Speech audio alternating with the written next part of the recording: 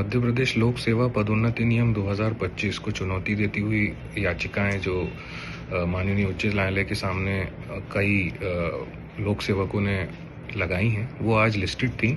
सरकार की तरफ से श्री CS वैद्यनाथन वरिष्ठ अधिवक्ता अपीयर हुए और उन्होंने कोर्ट को अवगत कराया कि ये केस की सुनवाई आगे बढ़ाई जाए, क्योंकि जो सरकार की तरफ से एक ओरल अंडरटेकिंग दी गई थी जिसकी वजह से प्रमोशन नहीं हो पा रहे हैं, उस वजह से आरक्षित और अनारक्षित दोनों ही वर्गों को बहुत नुकसान हो रहा है। कोर्ट ने यह नोटिस किया है कि सरकार ने जो रिप्लाई उनको पहले फाइल करना चाहिए था वो कल शाम को ही फाइल किया है। तो याचिकाकर्ताओं की तरफ से कोर्ट से समय मांगा गया ताकि वो उस रिप्लाई का अध्ययन कर सकें और फिर अपनी दलीलें रख सकें। यहाँ पे ये एक बात गौर करने वाली है कि जो रिप्लाई सरकार की तरफ से फाइल किया गया है उसमें बहुत सारे मुद्दे जो याचिकाकर्ताओं ने उठाए हैं उनके बारे में कोई भी जवाब नहीं है।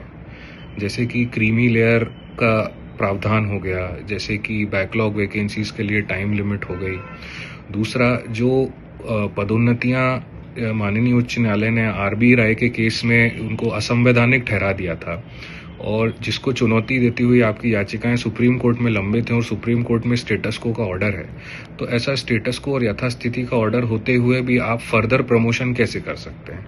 और अगर आप कर भी रहे हैं तो आप उन लोक सेवकों के जो गलत तरीके से सीनियरिटी पाके जो आरक्षण नियम थे उनके कारण सीनियरिटी लेके बैठे हुए हैं और उनकी सीनियरिटी और पदोन्नति दोनों को अमान्य कर दिया है माननीय उच्च न्यायालय ने।